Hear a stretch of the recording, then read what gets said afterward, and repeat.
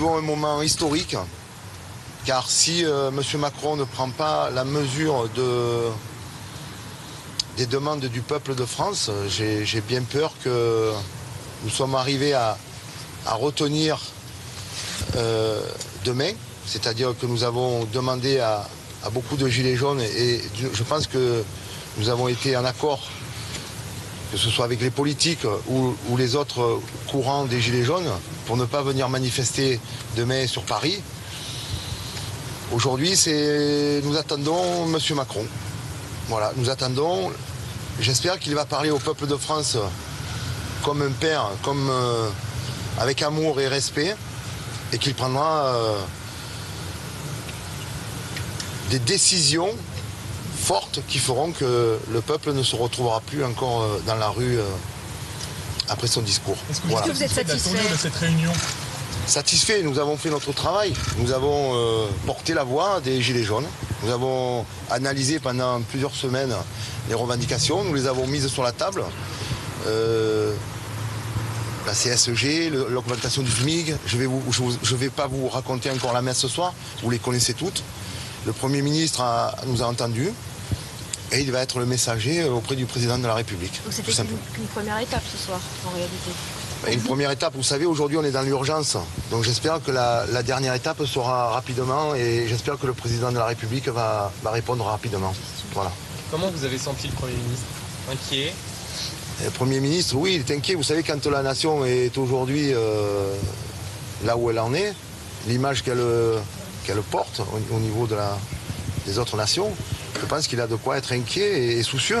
Autrement, il serait irresponsable. Je ne pense pas que le Premier ministre, ce soir, a été un homme irresponsable. Voilà. Vous-même, vous êtes dans la rue, vous êtes dans la manifestation ou pas ? Ben oui, moi je serai dans la manifestation pour le climat, en tant que gilet jaune. Pas les gilets jaunes. Ben si, on sera gilet jaune, mais moi je serai dans la manifestation du climat. Voilà, parce que c'est aussi une responsabilité. Regardez par ici. Est-ce que vous avez le sentiment d'avoir été écouté ? Bien entendu. Et aujourd'hui, nous avons réussi à nous unir. C'est ce qui était demandé par le pouvoir politique. Nous l'avons fait. Nous avons demandé à être reçus cet après-midi alors que nous n'avions pas rendez-vous. Nous l'avons été. Nous avons été écoutés pendant 1h30 et voilà, maintenant je pense que notre travail est fait.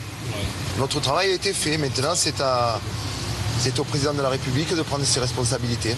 Est-ce que vous êtes confiant ? Est-ce que le Premier ministre vous a fait de nouvelles propositions concrètes ?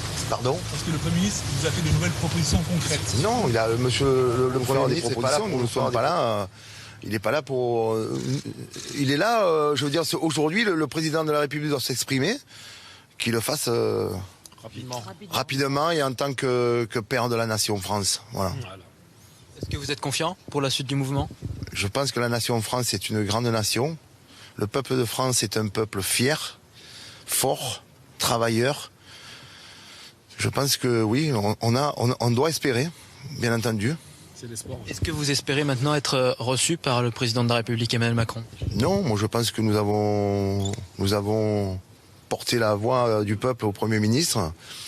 Monsieur Macron, on ne va pas renouveler l'expérience. Maintenant, Monsieur Macron a la destinée de la France dans ses mains. Quel serait le message à faire passer pour demain ?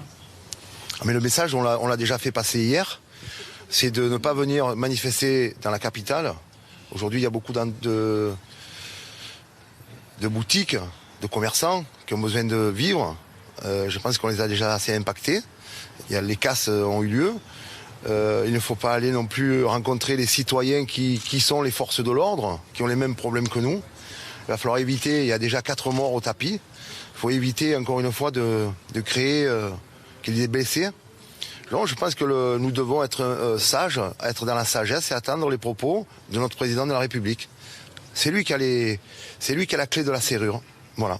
Est-ce que vous pensez que cette réunion peut être un tournant dans ce mouvement des Gilets jaunes ce soir ? Vous savez, nous avions des gens qui étaient... Il y avait des courants différents. Je pense que nous sommes ce soir celui de la sagesse. Nous sommes allés au dialogue, c'est ce que les politiques nous demandaient. Voilà, je vous ai répondu. Que vous a dit concrètement le Premier ministre ? Rien, il nous a écoutés, on a dialogué. On n'était pas là pour négocier que ce soit le SMIC ou quoi que ce soit avec lui. Nous lui avons apporté les revendications, il les a pris, il nous a écoutés, on a débattu sur divers sujets, mais voilà, après, je vous dis, la clé, c'est le président de la République qui l'a. À lui d'agir en tant que patron de la nation, père de la nation. Est-ce qu'il vous a dit que ces revendications étaient faisables, possibles ? Ça n'est pas à lui, il y a du travail à faire. Je pense qu'on lui a demandé d'avoir des 4-5 décisions très franches qui vont faire que les citoyens vont se reconnaître. Après, tout va pas se négocier en 2 jours. Après, il va falloir se mettre autour de la table et faire et transformer, apporter. Aujourd'hui, ce n'est pas une révolution que nous voulons, c'est une évolution de la société. Voilà. Donc une évolution, elle doit se faire dans le calme, de manière pacifiste, comme le mouvement a été créé au départ. Et je pense que nous sommes sur le bon chemin. Voilà. Merci à tous. Merci.